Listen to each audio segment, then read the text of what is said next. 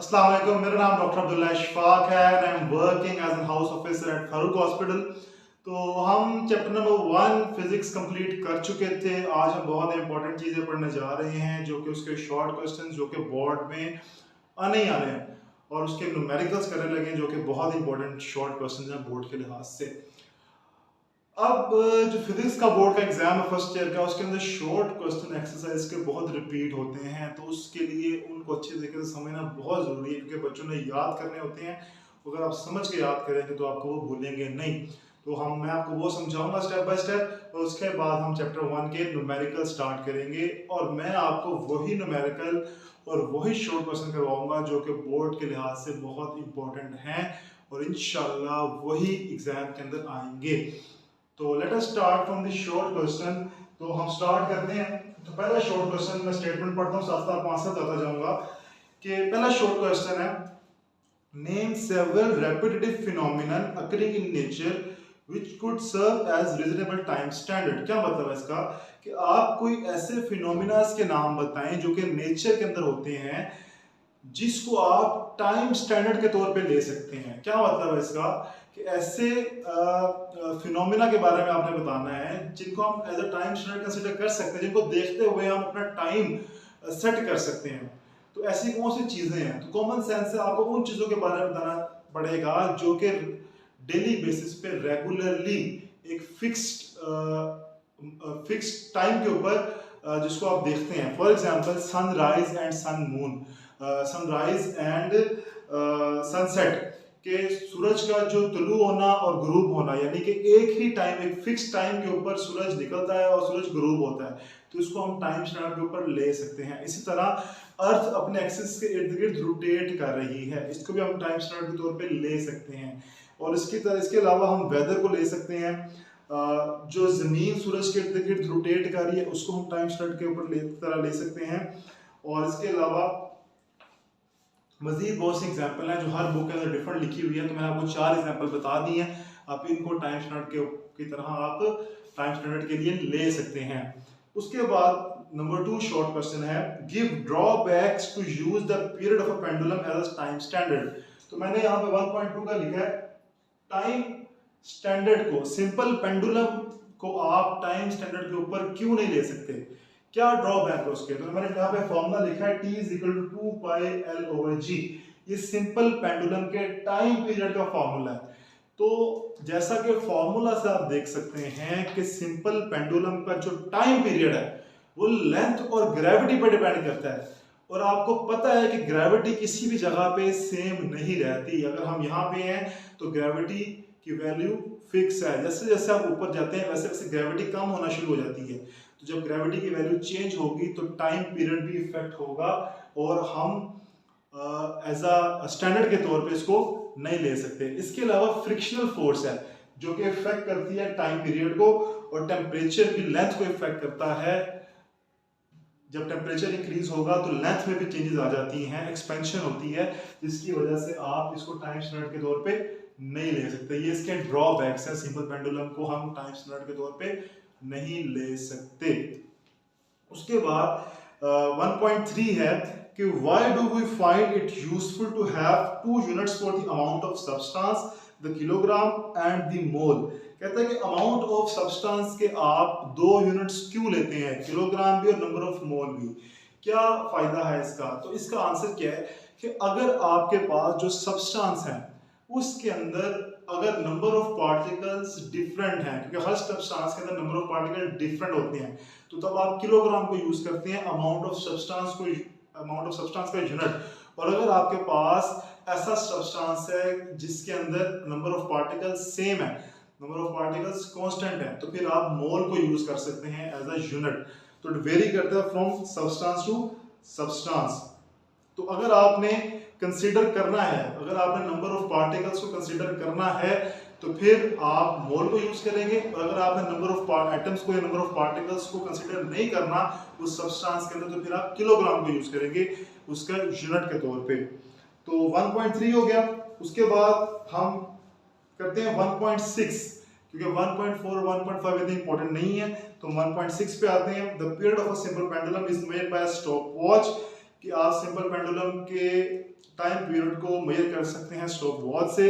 इसके अंदर से कौन कौन से दो एरर हो सकते हैं?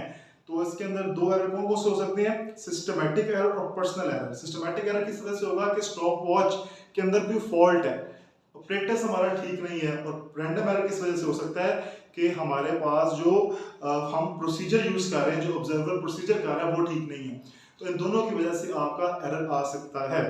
अगला 1.7 है कि does dimension analysis give any information on constant of proportionality that may appear in an algebraic expression. मैंने आपको पहले भी जब डायमेंशन का टॉपिक पढ़ा रहा था तो उसमें बताया था कि डायमेंशन एनालिसिस आपको प्रोपोर्शनैलिटी ऑफ कांस्टेंट के बारे में नहीं बताता। तो ये था। उसके बाद आपके पास है 1.8। 1.8 के अंदर उसने डायमेंशन पूछी हुई है कि how you can calculate the dimensions of pressure and density.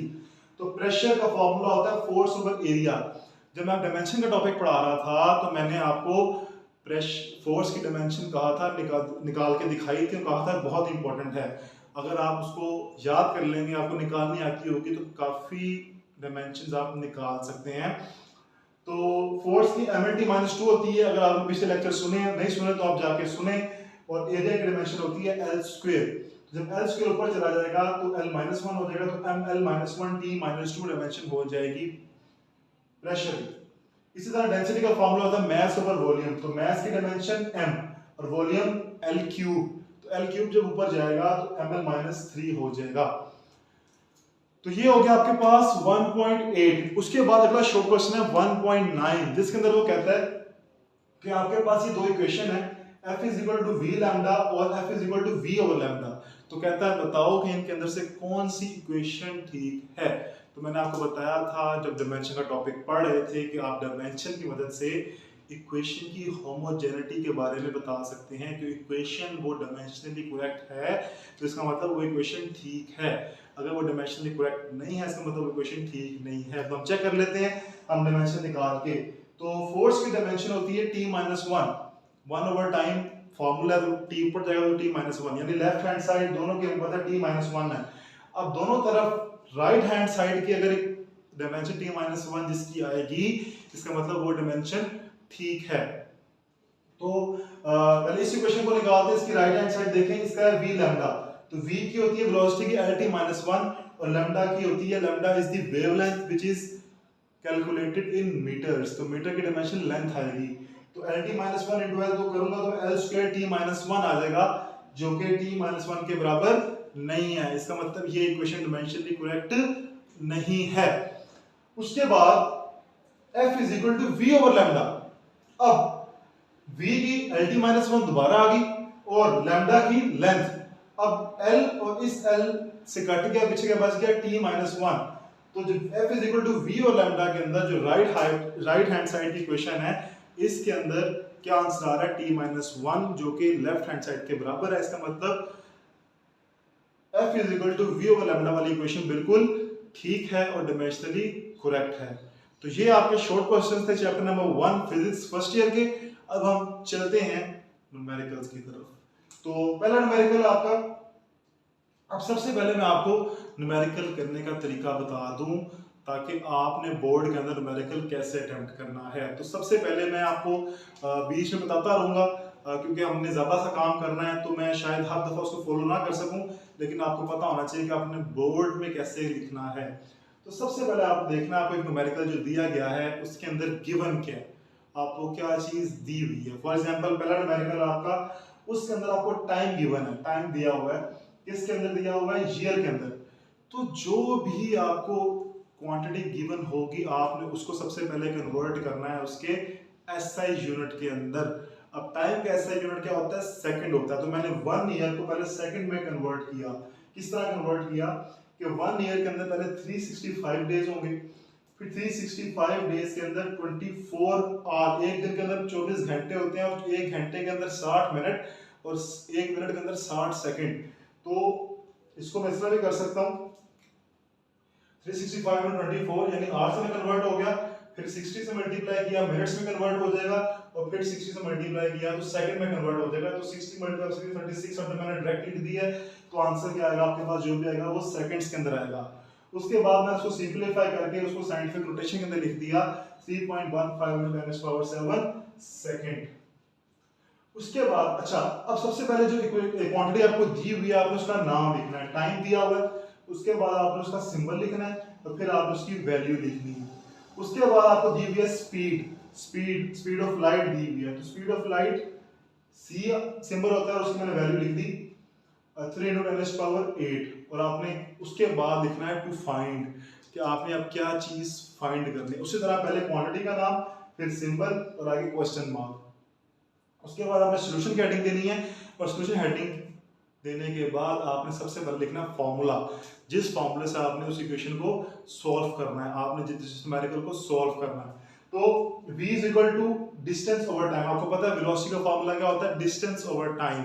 आपको इसमें स्पीड ऑफ लाइट दी हुई है विच इज वेलोसिटी, डिस्टेंस आपने फाइंड करना है और आपको टाइम भी दिया हुआ है। तो आपने सबसे पहले इस इक्वेशन को अरेंज करना है।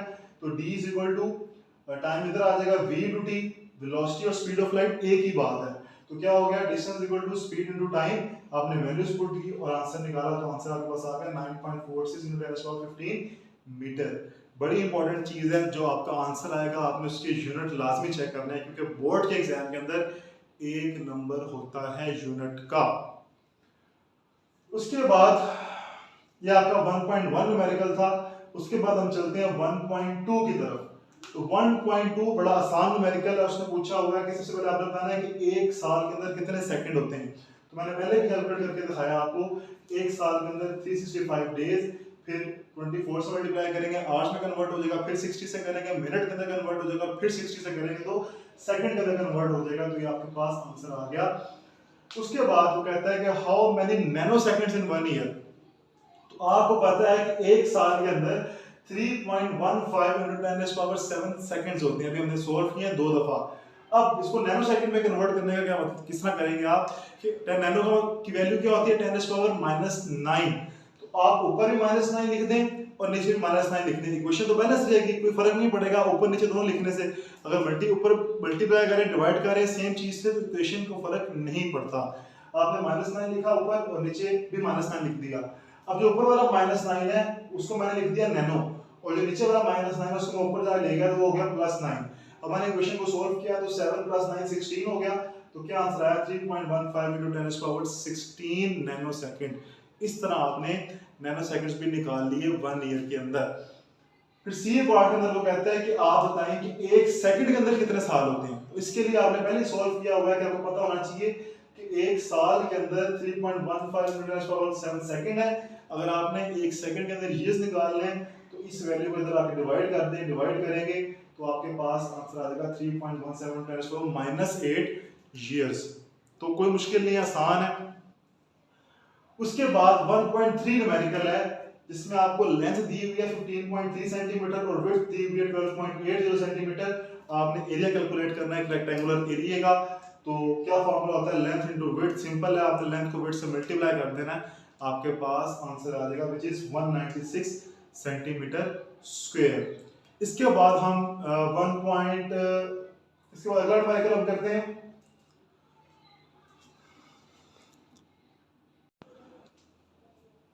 जी। तो उसके बाद हम 1.6 करने लगे हैं न्यूमेरिकल, जो कि बहुत इंपॉर्टेंट है बोर्ड के लिहाज से। तो कैसे आप सोल्व करेंगे, तो कहता है कि डायमेंशन निकालें ग्रेविटेशनल कांस्टेंट की। तो इक्वेशन फॉर्मूला क्या है उसका, force equal to G m1m2/r²। Question के अंदर गिवन भी है। तो आपने सबसे पहले इसको बैलेंस करना है। किस तरह, r² इधर आ जाएगा Fr², m1m2 इधर डिवाइड हो रहा है, इधर आके इधर मल्टीप्लाई हो रहा है, इधर आके क्या हो जाएगा divide is equal to G।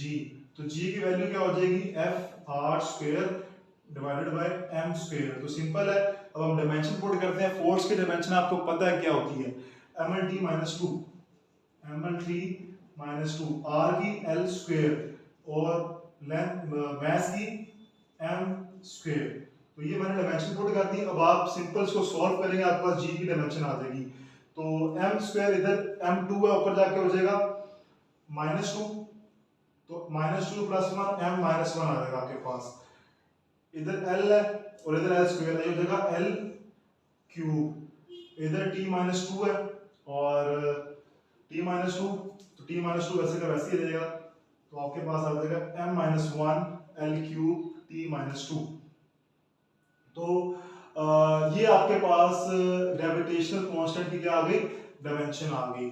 और अगर आप इसके यूनिट निकालना चाहते हैं तो आपके पास kg माइनस 1, लेंथ की यूनिट मीटर m क्यूब और t के सेकंड s माइनस 2। तो kg minus 1 m cube s minus 2 आपके पास क्या हो जाएंगे, यूनिट हो जाएंगे किसके, ग्रेविटेशनल कांस्टेंट के। तो ये आपके पास हमने डायमेंशन भी निकाल ली और हमने यूनिट्स भी निकाल ली, जो कि सवाल क्वेश्चन न्यूमेरिकल में पूछे हुए हैं। अगले न्यूमेरिकल की तरफ आते हैं 1.7, उसमें उसने गिवन है vf is equal to vi plus 80। Numerical के अंदर इक्वेशन दी हुई है, उसने कहा है कि show that this equation is dimensionally correct और नॉट। तो आपने बताना है, सबसे पहले लेफ्ट हैंड साइड ले लें।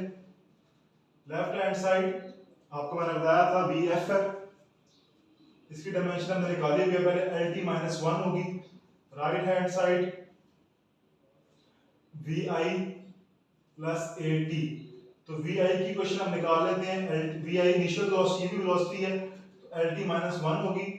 और एक्सेलरेशन की भी हमने निकाली हुई है lt माइनस 2 और t की t माइनस t की खाली t आ जाएगा, तो t और t माइनस 2 क्या हो जाएगा, lt minus 1 plus l t minus 2 और प्लस 1 t माइनस 1 आ जाएगा। ठीक है, तो lt minus 1 plus lt minus 1 क्या आंसर आएगा, 2lt माइनस 1। और आपको मैंने बताया था कांस्टेंट की डायमेंशन नहीं होती, तो क्या आंसर आ जाएगा आपके पास राइट हैंड साइड का भी lt माइनस 1। इसका मतलब क्या है, left hand side is equal to right hand side. So this equation is dimensionally correct. तो this is how you can prove left hand side and right hand side are equal. उसके बाद 1.9 की तरफ चलते हैं, ये भी बड़ा इंपॉर्टेंट न्यूमेरिकल है। कैसे, तो सबसे पहले लेफ्ट हैंड साइड, इसमें भी वो कहता है कि show that this equation is dimensionally correct. Einstein की इक्वेशन है एनर्जी की is equal to mc square. सबसे पहले लेफ्ट हैंड साइड इक्वेशन निकालते हैं एनर्जी की। तो एनर्जी का फार्मूला होता है energy done is equal to work done. Work done का फार्मूला होता है force multiply by displacement is equal to w is equal to f into d। तो f होता है mlt माइनस 2 और d आपके पास है डिस्प्लेसमेंट व्हिच इज लेंथ। तो क्या आंसर आ जाएगा, ml square t minus 2। This is the equation of the energy. तो ये लेफ्ट हैंड साइड को सॉल्व किया, आपके पास डायमेंशन आ गई। इसके बाद आप राइट हैंड साइड को सॉल्व करते हैं, तो right hand side is equal to mc square. तो m is equal to mc square, m is equal to mass which is m और c स्क्वायर, c वेलोसिटी है, lt माइनस 1 होगा, lt minus 1 और square ऊपर आ जाएगा। अब square जो है वो l के साथ भी है और स्क्वायर जो है वो t माइनस 1 के साथ भी है। तो जब इसको सॉल्व करेंगे तो m और इस ये स्क्वायर l के साथ आ जाएगा, तो l स्क्वायर और ये स्क्वायर t माइनस 1 के साथ होगा, तो t माइनस 2। तो आप देखें आंसर फिर सेम आ गया, ml स्क्वायर t माइनस 2 और इधर भी क्या आता है, ml स्क्वायर t माइनस 2। तो आपके पास left hand side is equal to right hand side. तो this is how you can again prove that left hand side and right hand side are equal। आपने फिर शो करके दिखाया कि कैसे लेफ्ट हैंड साइड और राइट हैंड साइड आपस में बराबर है। इसका मतलब क्या हुआ कि जो इक्वेशन थी वो डायमेंशनली करेक्ट है। और आपने डायमेंशन के प्रिंसिपल में पढ़ा था कि आप डायमेंशन से किसी भी इक्वेशन की होमोजेनिटी के बारे में बता सकते हैं कि वो इक्वेशन अगर डायमेंशनली करेक्ट होगी इसका मतलब वो इक्वेशन ठीक है। और ये आपके पास न्यूमेरिकल थे, जो न्यूमेरिकल मैंने आपको करवाए हैं यही बोर्ड के एग्जाम्स के अंदर रिपीट होंगे और आपने यही अच्छे तरीके से करने हैं। जो शॉर्ट क्वेश्चन और जो न्यूमेरिकल मैं करवाऊंगा वो मोस्ट इंपॉर्टेंट है from the board point of view, और मैं अपने लेक्चर्स के अंदर साथ साथ एंटी टेस्ट के पॉइंट्स भी बताता रहता हूं। तो आज हमारा फिजिक्स का चैप्टर 1 कंप्लीट हो गया है फर्स्ट ईयर का, और इंशाल्लाह नेक्स्ट लेक्चर के अंदर हम चैप्टर 2 स्टार्ट करेंगे। अगर आपको चैप्टर 1 अच्छे से समझ जाए या आपका कोई टॉपिक रहता है तो मेरी पिछली वीडियोस को सुने और समझें। अब नेक्स्ट लेक्चर के अंदर चैप्टर 2 स्टार्ट किया जाएगा और जो कि बड़ा इंपॉर्टेंट और बड़ा कॉन्सेप्चुअल चैप्टर है। तो अगर आपको समझ आई है तो इस वीडियो को लाइक करें, शेयर करें और हमारे चैनल को सब्सक्राइब करें। तब तक के लिए अल्लाह हाफिज।